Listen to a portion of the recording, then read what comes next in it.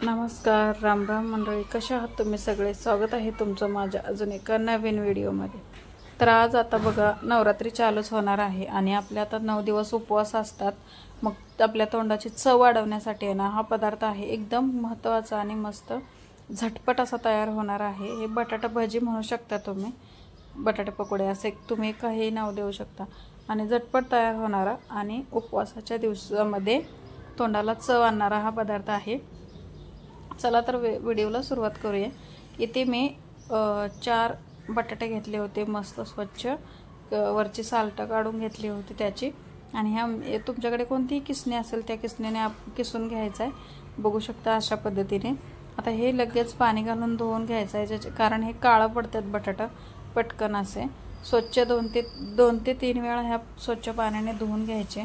अशा पद्धतीने चिकट होणार नाहीत आणि पाण्यामध्ये व्यवस्थित अति स्वच्छ धुतले जावे. बघा हे असेच ठेवायचे 2 मिनटं. तोपर्यंत आपण ह्याच्यासोबत खायला चटणी बनवणार आहोत. आता तुम्ही कोथिंबीर आणि जिरे दोन्ही स्किप करू शकता किंवा खात असाल तर टाकू पण शकता. कोथिंबीर घेतलेला आहे आणि शेंगदाणे घेतलेले आहेत, जिरे घेतलेले आहेत, मिरची घेतलेली आहेत. कमी जास्त करू शकता तिखटानुसार. लिंबू घ्यायचा आहे.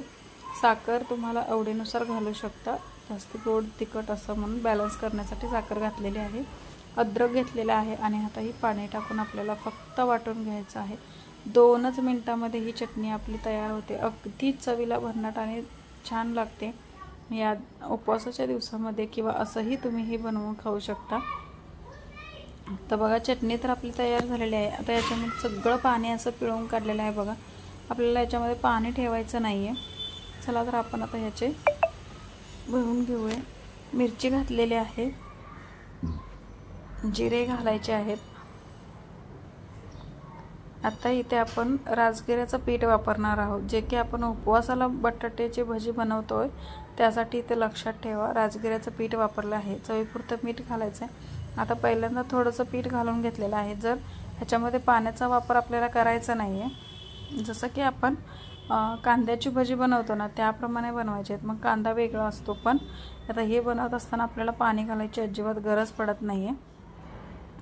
थोडंसं पीठ कमी वाटत होतं त्याच्यामुळे अजून थोडंसं पीठ घातलं. आणि जर तुम्ही मागून पीठ घातलं आणि तुम्हाला थोडंसं ड्राय वाटत असेल तर एखादा चमच्यावर तुम्ही याच्यामध्ये पाणीसुद्धा ॲड करू शकता. व्यवस्थित असं मिक्स करून घ्यायचं. बघू शकता अशा या पद्धतीने. आता तुम्हाला तुमच्या आवडीनुसार छोटे मोठे गोल चपटे जसे हवे तसे तुम्ही हे भजी तळून घेऊ शकता. तुमच्या आवडीनुसार तुमच्या चवीनुसार तुम्ही हे करू शकता. बघा झटपट असे होतात आणि तोंडाला चवसुद्धा येते, पटकन असे होऊन जातात. तर इथे तेल मीडियम गरम करायचं आहे. जास्त जर कडक गरम केलं तर पटकन भजी वरून करपली जाईल आणि आतून कच्ची राहील. त्यामुळे राजगिऱ्याच्या पिठाचा वाससुद्धा येऊ शकतो. त्यामुळे मीडियमच करून ठेवायचं आहे आणि असं मस्त आपल्याला तळून घ्यायचे. ही भजी सोडल्या आहे ना, पटकन हात नाही लावायचा तर तुटू शकते. 1 ते 1.5 मिनिटानंतरच आपल्याला पलटी मारून घ्यायला आपोआपच हे पलटी होऊन जातात. तर तुम्हाला एक बॅच तळण्यासाठी आहे ना 3 ते 4 मिनिट लागू शकतात. पण मस्त कुरकुरीत अशी ही भजी आपली तयार होते. अगदी चव आणणारी, चवीला मस्त भन्नाट लागणारी. आणि उपवास असला तरी सुद्धा आपल्याला हे वेगवेगळे पदार्थ खायला भेटत असतात आणि आपण करून खायला पाहिजे. तर कशी वाटली ही रेसिपी तुम्ही कमेंट करून सांगा. चॅनलवर नवीन असाल तर लाईक, शेअर आणि सबस्क्राईब करायला अजिबात विसरू नका. भेटूया आपण एका अशाच नवीन रेसिपीसोबत. तोपर्यंत बाय.